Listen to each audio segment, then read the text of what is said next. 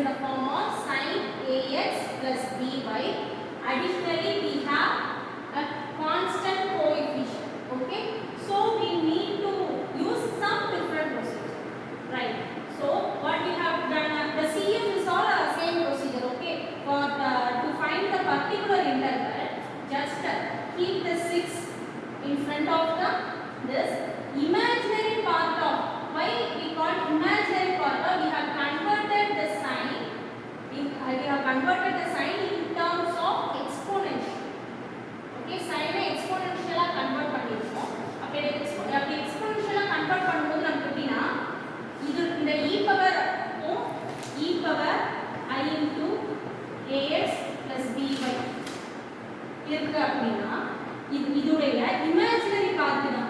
இதுடைய imaginary part தான் நமக்கு என்னன்னா sin ax plus b. Okay, so அதுதான் நம்ம எழுதிருக்கோம். இமேஜினரி பார்ட் ஆஃப் this இந்த மொத்த டேர்ம், மொத்தமா ஒரு டேர்ம் 6 மட்டும் கான்ஸ்டன்ட் கோஎஃபிஷியன்ட் வெளிய எடுத்துப்போம். மொத்தமா ஒரு டேர்ம் நம்ம அப்படியே எக்ஸ்போனன்ஷியலுக்கு கன்வர்ட் பண்ணுவோம். இப்போ இது எப்படி எழுதலாம்? I நம்ம உள்ள கொண்டு போலாம் தானே. So e power 3ix plus 6iy. இப்போ இது என்ன ஃபார்மட்ல இருக்கு? e power ax plus by first format ஞாபகம் இருக்கா? ரைட் ஹேண்ட் சைடுல ஃபர்ஸ்ட் நம்ம எதை தான் பார்த்தோம்? e power ax plus by ங்கற ஃபார்மட் தான் பார்த்திருக்கோம். அப்ப அந்த ப்ரொசீஜர்ல ஃபாலோ பண்ணணும். என்ன இதெல்லாம் அப்படியே இருக்கும். 6 into imaginary part of அப்படிங்கிறது அப்படியே வந்துட்டே இருக்கும். இதை நீங்க சிம்பிளிஃபை பண்ணணும். ஓகேவா? சிம்பிளிஃபை பண்ணா என்ன ஆகும்? சிம்பிளிஃபை பண்ணா நம்ம என்ன மெத்தட் யூஸ் பண்ணுவோம்? Replacement method. d க்கு பதிலா என்ன யூஸ் பண்ணுவோம்? d க்கு பதிலா a, d dash பதிலா b. அப்ப இங்க a நமக்கு என்னது? 3i. b ன்றது 6i. அப்ப d க்கு பதிலா 3i யூஸ் பண்ணனும். b க்கு பதிலா 6i யூஸ் பண்ணனும்.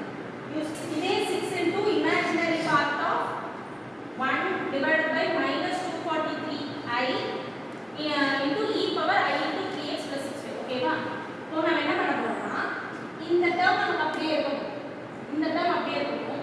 இந்த e power இந்த டேர்ம் இருக்குல்ல, இத cos plus sin க்கு நம்ம கன்வர்ட் பண்ணனும்.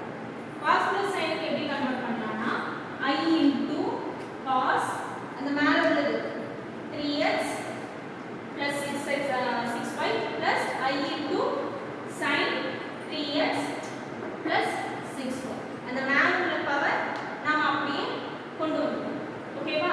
ஏனா e power ix equal to cos x plus